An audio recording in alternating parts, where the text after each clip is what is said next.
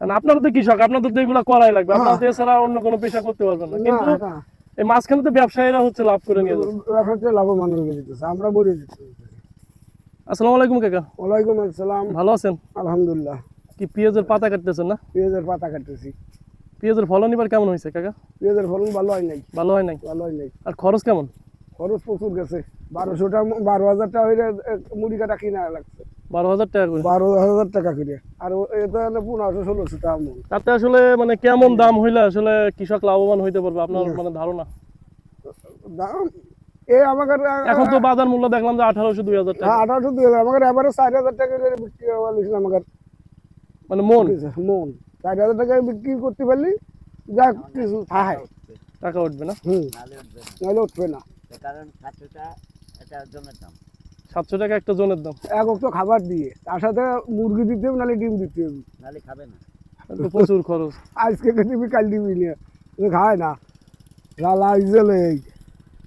আসলে এই যে মানে পেঁয়াজের এই যে দাম উঠানো বা এবার যে সার বা সবকিছু আমার মনে হয় প্রচুর যে দাম, প্রচুর দাম। প্রচুর দাম। আমার মনে হয় যে ব্যবসায়ীরা আসলে এই যে সারের দাম বা সবকিছু আসলে একটা সিস্টেমের ভিতর করে দাম সবাই ব্যবসা করে নিয়ে গেছে, কিন্তু সবাই ক্ষতিগ্রস্ত হচ্ছে কৃষক। কৃষকরা, আমরা কৃষক মরতেছি। প্রচুর বেশি হয়েছে। কারণ আপনারা তো কৃষক, আপনাদের তো এগুলো করাই লাগবে, আপনারা তো এছাড়া অন্য কোনো পেশা করতে পারবেন না। কিন্তু এই মাঝখানে তো ব্যবসায়ীরা হচ্ছে লাভ করে নিয়ে যাচ্ছে। ব্যবসাতে লাভবান হয়ে যেতেছে, আমরা মরে যেতেছি কৃষকরা। আমরা না থাকলে কি আমরা আমাদের আমরা যদি না সরকার বাঁচবো কি কারে খাইয়ে?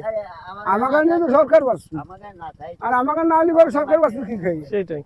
কথা ঠিক না ঠিক। আসলে কৃষকরা তো মানুষ আসলে ওইভাবে আসলে দাম বা ইটি করে না, কিন্তু এই কৃষকের জন্যই কিন্তু আমরা বেঁচে আছি। আসলে এই জিনিসটাতে আসলে সবাই বোঝে না। এটা নেই। সরকার বাঁচবো তো আমাদের নিয়ে, কৃষক যদি মরে যায় তাহলে সরকার বাঁচবো কিভাবে? আর সরকার কাকা তার মানে আপনি বলতেছেন মিনিমাম 4000 টাকা মন থাকা লাগবে আর কি, যদি কৃষক লাভবান হইতে চায়। কৃষক লাভবান আর কৃষক যদি এইবার লস হয় তাহলে এর পরবর্তী ফসল কিভাবে করবে? কিভাবে করবি?